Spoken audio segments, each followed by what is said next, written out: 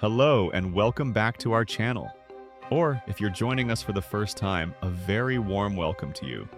If you're fascinated by the British royal family, their dedication to duty, and the rich tapestry of history and tradition they represent, then you're certainly in the right place.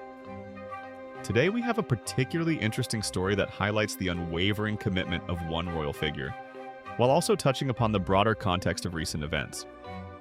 We're going to be focusing on Her Royal Highness, the Duchess of Edinburgh, Sophie, and a recent engagement that speaks volumes about her dedication and the enduring strength of the royal family's connection to the British Armed Forces. This visit, significantly, came shortly after the release of Meghan Markle's new Netflix show, a program that, as many of you will know, concluded with a deeply personal message. But today, our focus is on a different kind of message, one of duty, loyalty, and steadfastness, exemplified by the Duchess of Edinburgh. Before we delve into the details of the Duchess's visit, let's take a moment to appreciate the timing. In the world of royal engagements, every appearance, every statement is carefully considered. The release of this information, highlighting the Duchess's commitment to her military role, serves as a subtle yet powerful reminder of the core values the royal family embodies: service, tradition, and a deep connection to the nation. It's a contrast, perhaps, to the more personal narratives we often see in the media. So, what exactly did this important engagement entail?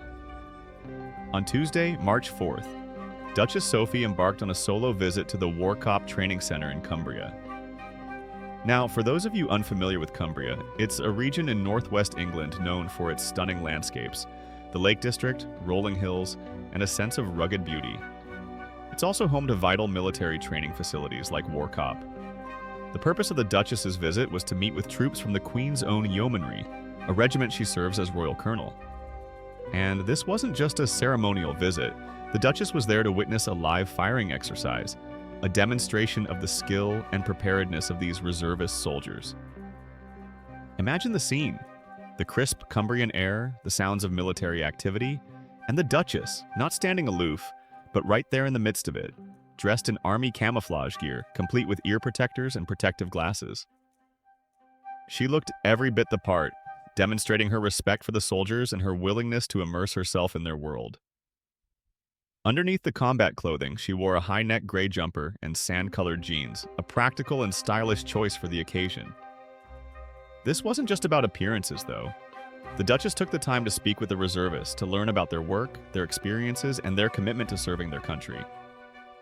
These are the unsung heroes, the men and women who balance civilian lives with their military duties, ready to be called upon when needed.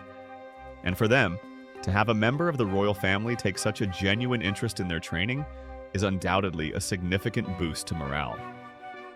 Now, let's delve a little deeper into the history of the Queen's Own Yeomanry.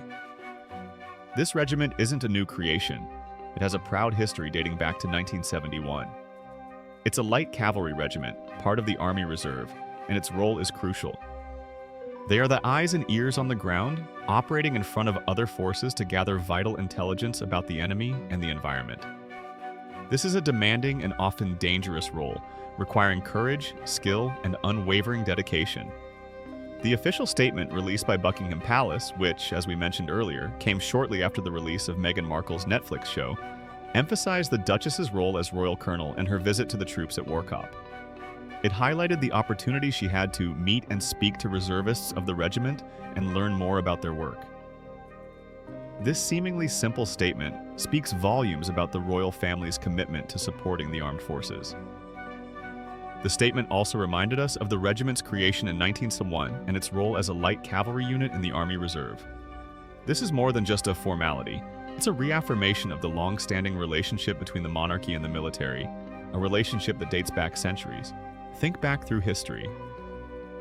British monarchs have always had a close connection to the armed forces, from leading troops into battle in centuries past to serving in the military themselves. In more recent times, the royal family understands the sacrifices and the dedication required of those who serve.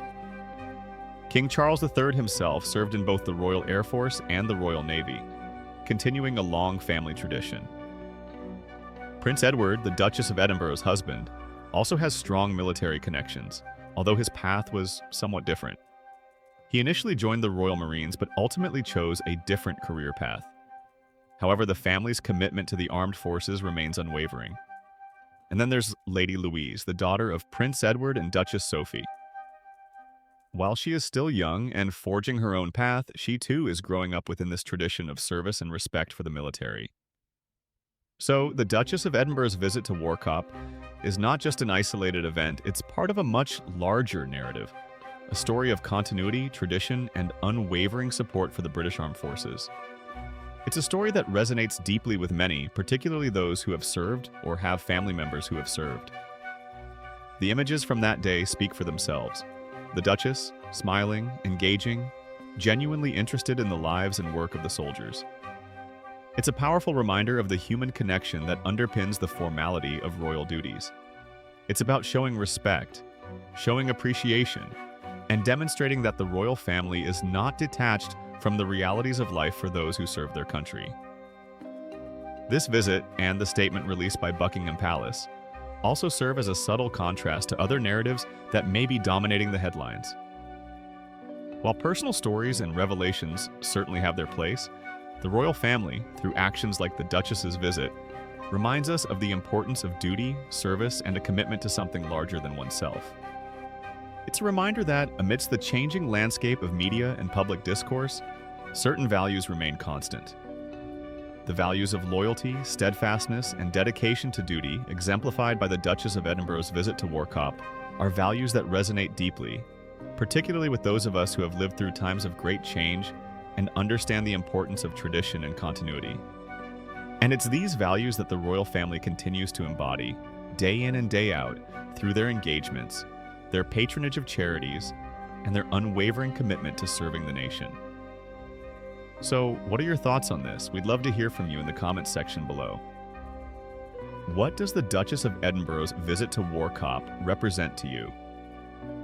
How important do you think it is for the royal family to maintain these close connections with the armed forces?